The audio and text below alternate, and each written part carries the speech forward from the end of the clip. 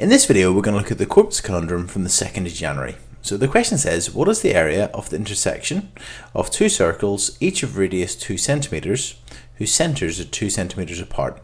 So here we've got a diagram that represents that. We've got the two circles, we've got the intersection, or the green region here, and the centers of the circles are 2 centimeters apart. Okay, so if you haven't tried this question, have a go now, pause the video and then press play whenever you want to check the answer. Okay, so let's go through the solution to this question. So to find this green area, the area of this intersection, what I'm going to do is, rather than try and find the whole thing, what I'm going to do is I'm going to find the area of just half of it. Okay, so that would be, I've drawn a line going straight down from where the two circles intersect, and I'm going to find the area of this, I suppose it's a segment of this circle on the left hand side. So to find the area of this green segment, what I'm going to do is I'm going to join up the center to the top here, the top of this chord, and the center to the bottom of the chord. In other words, I'm going to draw in two radii. So I'm going to draw in the two radii, and what I'm going to do is I'm going to find the angle here. Okay, so the radius, as we know, is 2 centimeters. That's 2 and that's 2.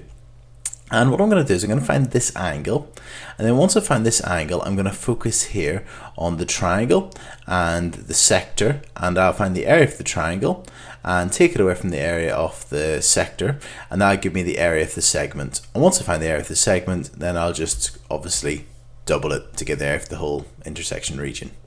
So we've got 2 and 2 is the lengths of the radius, each of the radiuses is radii, and what we're going to do is we want to find the angle.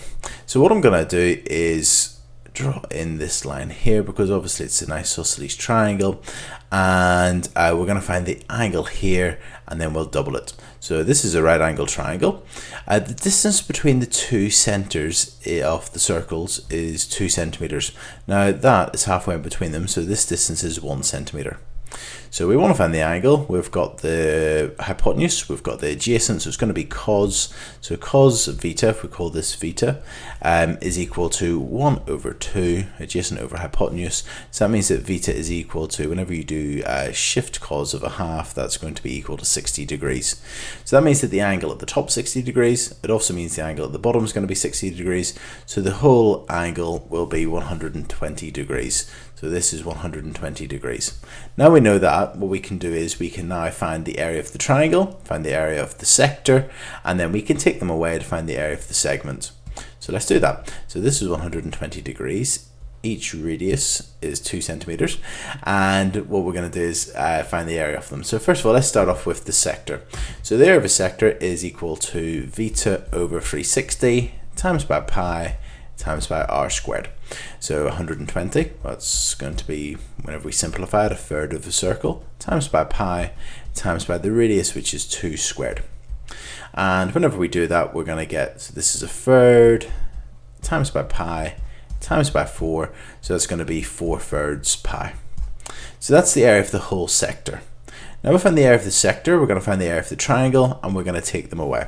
So the area for triangle is going to be, we're going to use a half AB sine C.